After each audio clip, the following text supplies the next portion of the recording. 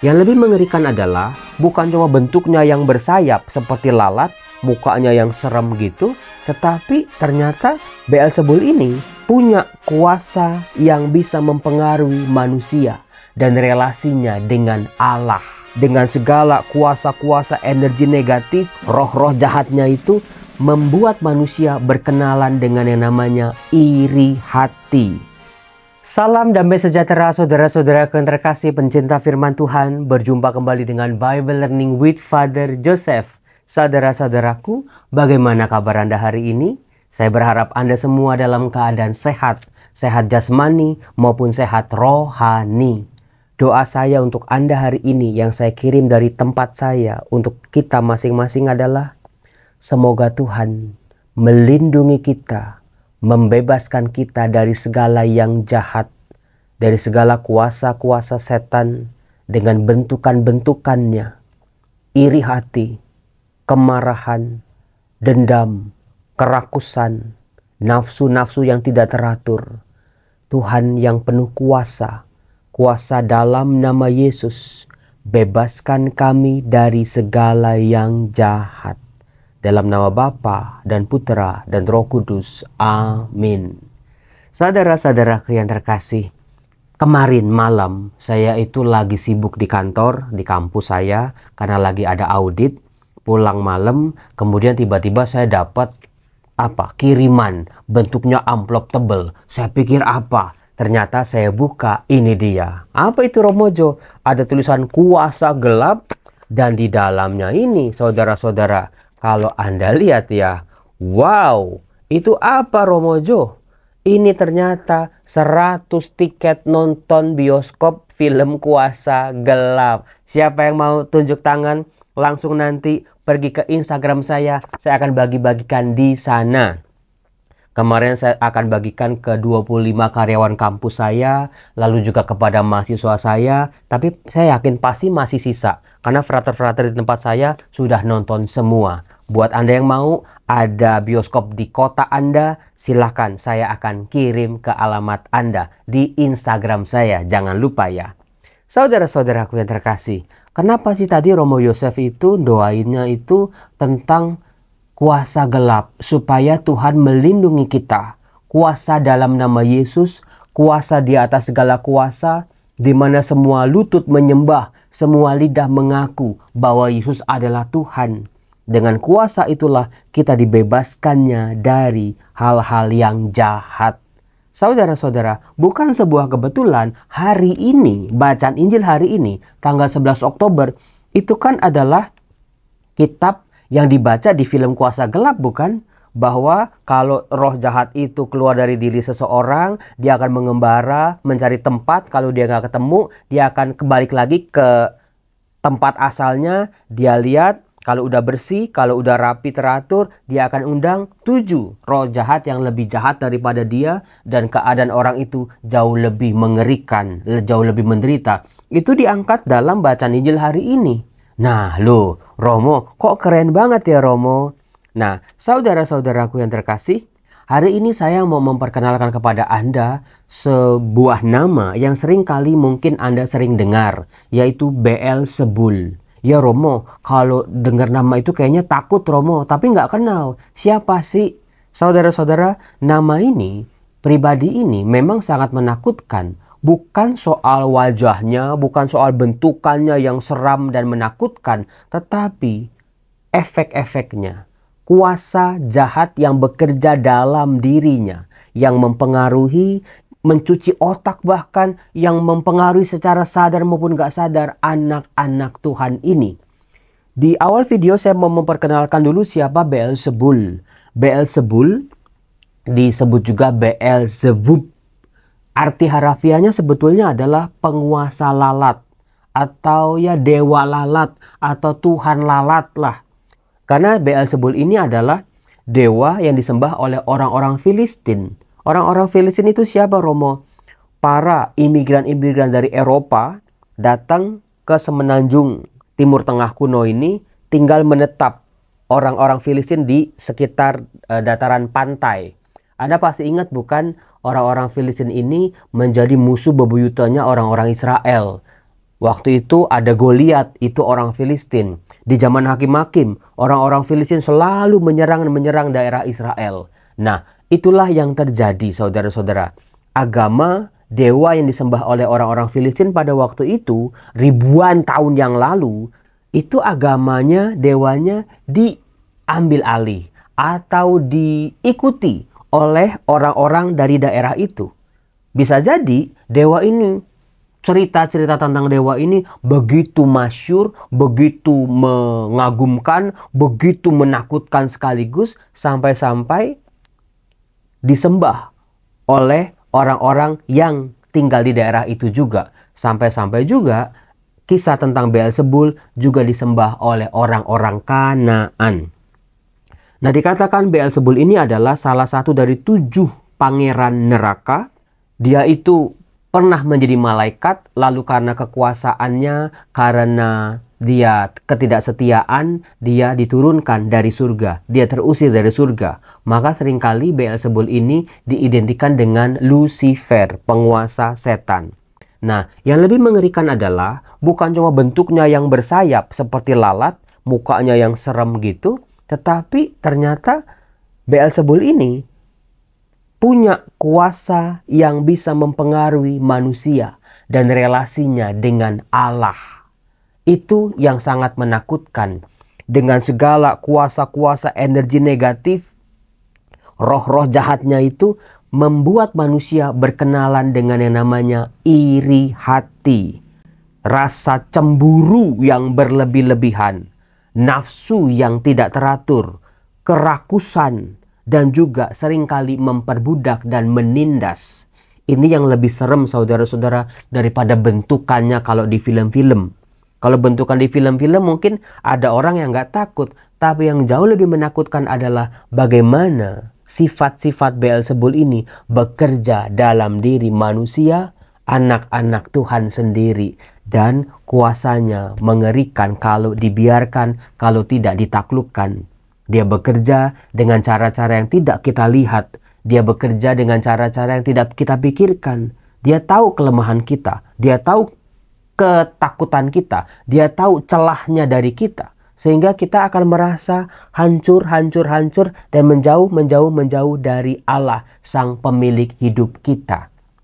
Nah, dalam Injil Lukas, saudara-saudara, kemunculan Beelzebul ini mengejutkan sebetulnya. Saya aja sebagai seorang pengajar kitab suci, saya terkejut luar biasa. Karena apa?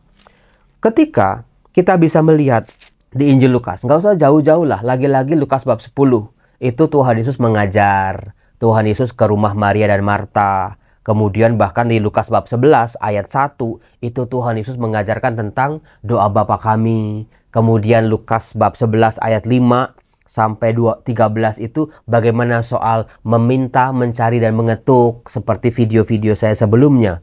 Nah, dengan situasi yang tenang seperti itu, Yesus lagi mengajar, suasananya tenang sebetulnya.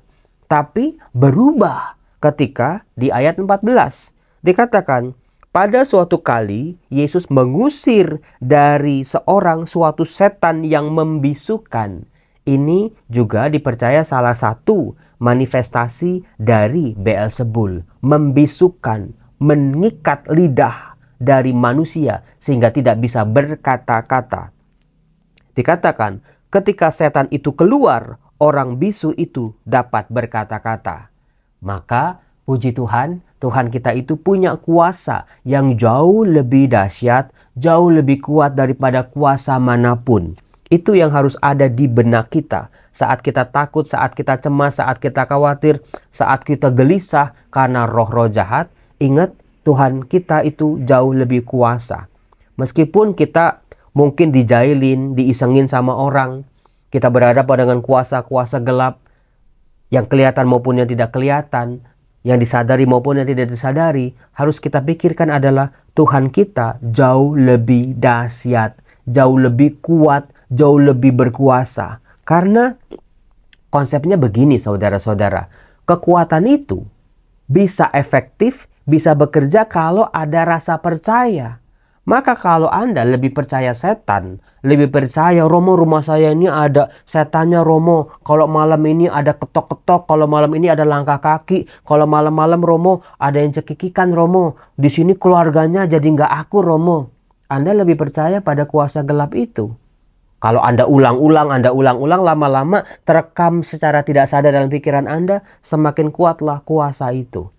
Misalnya pohon beringin zaman dulu ya, di mana penduduk desa itu percaya di pohon beringin itu ada penunggunya, ada persembahan, ada kepala kambing, ada segala macam ditaruh di situ. Makin kuatlah entitas keberadaan kuasa itu. Nah sekarang kepada siapa kita mau percaya? Kepada nama Yesus, pribadi Yesus yang luar biasa, yang kekuasaannya jauh melebihi segala-galanya, atau kepada kuasa-kuasa yang lain yang sebetulnya sudah ditaklukkan oleh kuasa Putra Allah ini. Kalau saya Romo Yosef, saya lebih percaya kuasa Tuhan Yesus itu jauh lebih besar. Yang lain tidak ada apa-apanya. Ketika kita percaya pada kuasa Tuhan, kuasa itu pun bekerja dalam diri kita. Nah, saudara-saudaraku yang terkasih, inilah manifestasinya di ayat 15. Tiba-tiba aja, tedeng ngaling-ngaling, mengejutkan, ada di antara mereka. Nah ini dia yang berkata. Jadi di kerumunan orang banyak itu muncul nih satu kuasa ini. Bekerja dalam diri seorang manusia yang tiba-tiba berkata, ia mengusir setan dengan kuasa Beelzebul, penghuni setan. Alhasil orang-orang yang mendengar bisa jadi ikut terpengaruh, ikut percaya. Oh ternyata selama ini Tuhan Yesus itu menyembuhkan, mengusir setan, ternyata pakai kuasa setan juga toh. Nah itu kan, itu sangat amat mengerikan saudara-saudara. Logikanya begini, dalam perjanjian lama, kalau Anda lihat nabi-nabi, tokoh-tokoh tertentu bisa mengusir setan, bisa mengalahkan roh-roh jahat, bisa membuat sebuah mukjizat, mereka meminta Allah, mereka menyebut nama Allah. Ya Allah, tolonglah hambamu ini misalnya. Musa, Abraham, nabi-nabi itu bisa. Tapi mereka menyebut nama Allah dulu. Nabi Elia, Nabi Elisa kan begitu. Tetapi orang-orang berpikir ada kuasa lain selain Allah. Nah, yang dilakukan oleh Tuhan Yesus tadi secara gamblang, secara eksplisit, Tuhan Yesus mengusir setan, ya udah ngusir aja. Karena dia punya kuasa. Tapi ya ini dia. Cara licik si setan, si Beelzebul ini bekerjanya luar biasa. Kalau Tuhan Yesus tidak menyebut nama Allah, tidak meminta pertolongan Allah untuk mengusir setan ini, berarti Tuhan Yesus meminta tolong dengan kuasa yang lain. Disimpulkan Beelzebul. Itu kan sebuah cara berpikir yang seringkali timbul di benak kita. Seolah-olah itu benar, seolah-olah itu meyakinkan. Oh ternyata Tuhan Yesus itu nggak semaha kuasa itu. Itu lihat saudara-saudara, manipulatifnya, mengubah cara berpikir manusia. Dan itu yang sedang terjadi di dunia sampai detik ini saudara-saudara. Kuasanya sangat menakutkan, kuasanya sangat mengerikan. Membuat orang gak percaya lagi pada kuasa Tuhan, pada kuasa dalam nama Yesus, tapi malahan lebih percaya pada kuasa Beelzebul. Padahal itu sebuah dusta, sebuah kebohongan, tapi lebih bisa dipercaya oleh manusia-manusia pada waktu itu. Nah, waktu itu berbicara Tuhan Yesus soal perpecahan. Setiap kerajaan yang terpecah-pecah pasti binasa. Setiap rumah tangga yang terpecah-pecah pasti runtuh. Jika iblis itu juga terbagi-bagi, melawan dirinya sendiri, bagaimana kerajaannya dapat bertahan? Sebab kamu berkata bahwa aku mengusir setan dengan kuasa Beelzebul. Yang diajarkan oleh Tuhan Yesus, reaksi Tuhan Yesus lebih masuk akal lagi. Ya bagaimana? Setan diusir dengan setan, ya pasti hancur binasa. Yang mengusir setan, yang mengusir Beelzebul pada waktu itu adalah kuasa Allah yang dihadirkan oleh Tuhan Yesus. Jika aku mengusir setan dengan kuasa Beelzebul, dengan kuasa apakah pengikut-pengikut mengusirnya? Mereka nggak bisa menjawab sama sekali. Nah, saudara-saudaraku yang terkasih, itulah yang mengerikannya. Sebetulnya kalau teks ini dibaca secara terpisah, bagus. Tapi kalau dibaca secara keseluruhan dalam Lukas bab 11, jauh lebih bagus. Kenapa Romo Yosef bisa bilang begitu? Kan tadi saya bilang, di Lukas bab 11 ayat-ayat di awal, Tuhan Yesus mengajarkan soal doa Bapa kami. Bagaimana diajarkan dari doa itu, kita punya relasi dengan Allah. Bukan relasi sok kenal, sok akrab. Bukan relasi yang KW-KW, bukan relasi yang sembarangan. Tapi relasinya antara Bapa dengan anak. Relasi antara orang tua ini. Relasi yang betul-betul begitu dekatnya. Relasi yang bukan cuma sekedar ada ikatan darah, ada sama dari keluarga yang sama gitu, berasal dari daerah yang sama. Tidak sekedar itu. Relasi Bapa dengan anak, antara Allah dengan manusia, itu begitu mendalamnya. Maka manusia harus beribadah kepada Allah. Manusia harus memuliakan nama Allah. Manusia harus menghadirkan kehendak Allah di bumi seperti di surga. Manusia meminta pertolongan, rejeki, meminta diampuni, relasinya dipulihkan. Manusia diminta untuk dijauhkan dari segala pencobaan. Jangan dimasukkan dalam pencobaan. Manusia meminta untuk membebaskan dari segala yang jahat kepada Bapa Allah kita. Relasi yang luar biasa. Nanti dalam perikop yang selanjutnya ada mintalah, carilah, ketoklah. Bagaimana relasi itu diperdalam lagi. Ada kuasa Roh Kudus yang harus diminta. Kekudusan. Tidak ada roh-roh jahat, roh-roh gelap, roh-roh yang menajiskan itu yang bisa mengotori, menyentuh hidup manusia.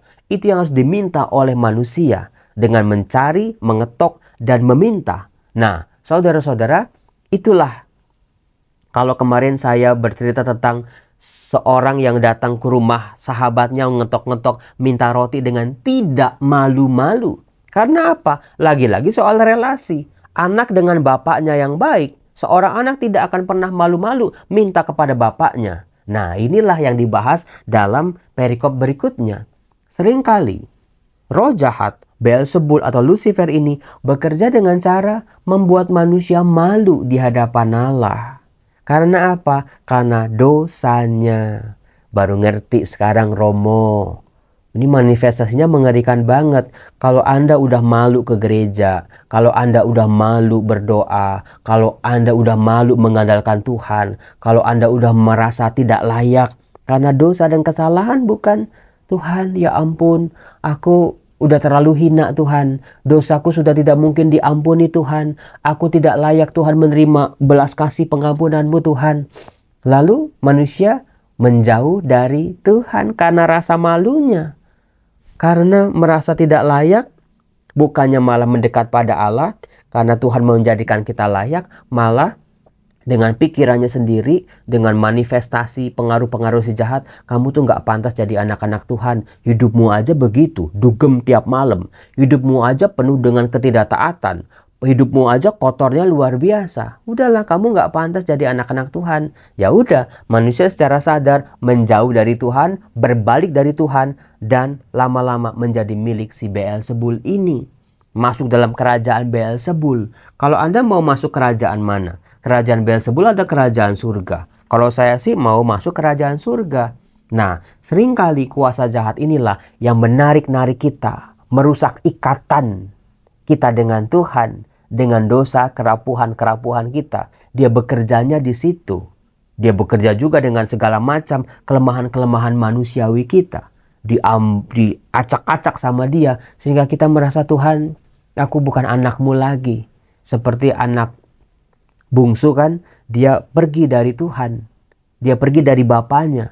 Karena merasa ya dia bisa hidup sendiri. Dia bisa mengandalkan kekuatannya sendiri. Nah, saudara-saudaraku yang terkasih, ketidaklayakan kita harus berhadapan dengan kuasa pengampunan Bapa, kuasa kasih Allah yang menyembuhkan, yang menyempurnakan kehidupan kita. Itulah yang membuat terjadi pertempuran antara kuasa Beelzebul dengan kuasa Allah, saling tarik-menarik. Tapi bagaimana kita yang ditarik-tarik ini, kita mau condongnya kemana? Nah, itu dia. Buka diri pada Tuhan. Biarkan diri kita, ikhlaskan diri kita ditarik oleh kuasa kasih-Nya. Masuk dalam persekutuan dengan Tuhan, dengan kekuatan dalam nama Yesus. Maka jangan cuman tobat Romo, saya mau berdoa Romo, saya mau ke gereja lagi Romo. Ingat tadi dikatakan Apabila roh jahat keluar dari manusia, ia pun menggembara ke tempat-tempat yang tandus mencari perhentian. Karena ia tidak mendapatkannya, ia berkata, aku akan kembali ke rumah yang kutinggalkan itu. Maka pergilah ia dan mendapati rumah itu bersih, tersapu, dan rapi teratur. Udah berdoa, udah ke gereja, udah baca kitab suci. Tapi gimana? Masih bisa setan itu dengan 7 temannya lagi yang lebih kuat masuk menghancurkan kita, sehingga keadaannya lebih buruk daripada keadaan sebelumnya. Maka rapi, teratur, lupa satu, diisi. Ini dia yang diminta, yang disebut, kalau kamu meminta Roh Kudus, aku akan memberikannya kepadamu. Mintalah Roh Kudus, utuslah Rohmu ya Tuhan dan jadi baru seluruh muka bumi. Biarlah Roh Kudusmu turun atas diriku, menguasai pikiran, perasaan, dan tindakan-tindakanku. Kuduskan aku ya Bapa, sebagaimana Engkau kudus adanya. Isi rumah Anda, isi batin Anda. Jangan kosong, jangan cuma bersih dan teratur. Nanti dimasukin lagi sama yang jahat-jahat. Diisi dengan sebuah relasi yang hancur berantakan dipulihkan kembali. Ya Bapa, Engkau Bapa yang baik. Aku mau mengandalkan Engkau saat ini. Dengan segala kekuatan, kuasa-Mu, pertolongan-Mu. Tidak dengan yang lain-lain. Saudara-saudara, semoga kekuatan Tuhan menjadi pemenang dalam kehidupan kita.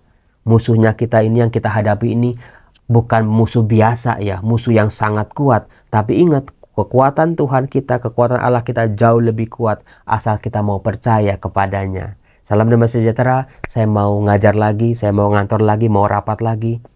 Hari ini saya mau ke rumah singgah teduh, mulai ada offer kontrak. Karena yang pemilik rumah kontrakan sudah ngosongin barang-barangnya, akan mulai direnovasi. Doakan semoga semua lancar. Bye-bye, Tuhan berkati. Terima kasih untuk yang mengirimkan 100 tiket voucher ini nonton film Kuasa Gelap. Semoga filmnya laris manis, disukai, menjadi katekese buat orang banyak. Bye-bye.